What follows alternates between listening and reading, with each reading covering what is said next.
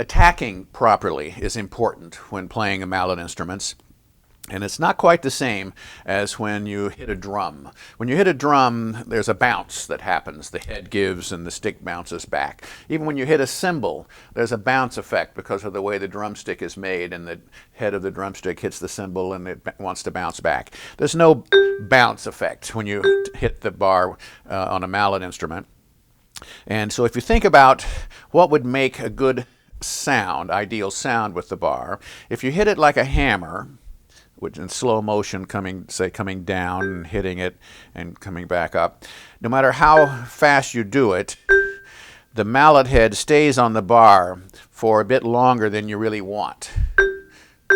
And that tends to choke off the ringing of the bar a little bit. So what you really want to do is sort of snap using your wrist, your fingers. See, I'm squeezing a little bit just as I attack.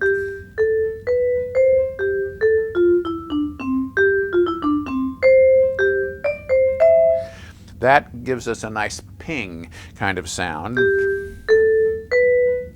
So no matter whether you're playing soft or loud, it's the same attack. Now, when I was learning to play, I could play rather correctly at modest volumes and when I wasn't playing too fast and so on. But I discovered that when I got more excited, when I was in a solo, for instance, improvising something and playing with other musicians that were louder, and I found myself wanting to be louder so I could be heard, then pretty soon I would be hammering and pounding on the instrument, and my good technique would go away. And my arms would get tired and stiffen up and everything. And I've said to myself, finally, okay, I got to stop doing that because it's not helping me. I need to play correctly. And I decided that anytime I noticed I was going beyond my capacity to play correctly, I would bring the volume back down, slow down, and play correctly. And what I learned was, before long, I learned to play louder and louder, but playing correctly. And so now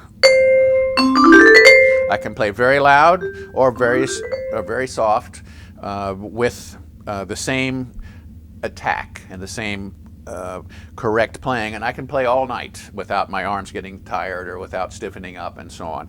So I really suggest that you pay some attention to how you attack the bars. I spent, quite a bit of time when I was in high school age, just kind of watching my hands attack and kind of making sure I was doing it correctly and doing it at different volume levels and different speeds and so on, making sure I was doing this correctly. Now, in fact, if you're raising your arms up and down a lot, then that's a clue that you're not doing it right. It should be in your wrist. You see, it's in the wrist and the fingers here. I'm not using my elbow.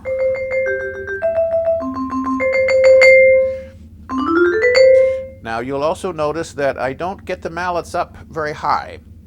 I play only within a few inches of the keys. If I attack from up here, the chances of me missing the note are much greater because I'm coming from a distance away. If I'm only that far away, I won't miss it.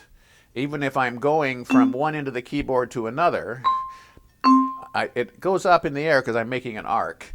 I don't do this to get there, but I don't hit that note until I get to it. I don't start hitting from up here.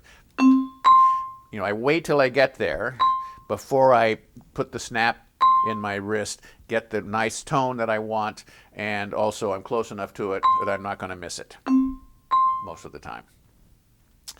Where to hit the bar. Sometimes people ask me, do I play in the middle of the bar? Can I play on the ends? Where am I supposed to hit or not hit, and so on.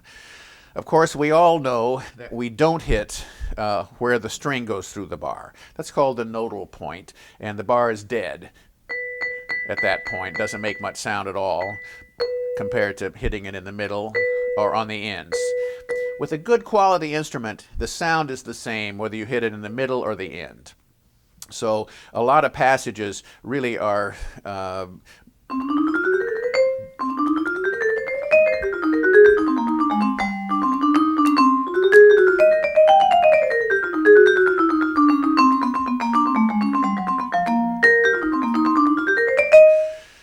notice that sometimes I'm hitting the ends of the bar, sometimes I'm hitting the middle of the bar.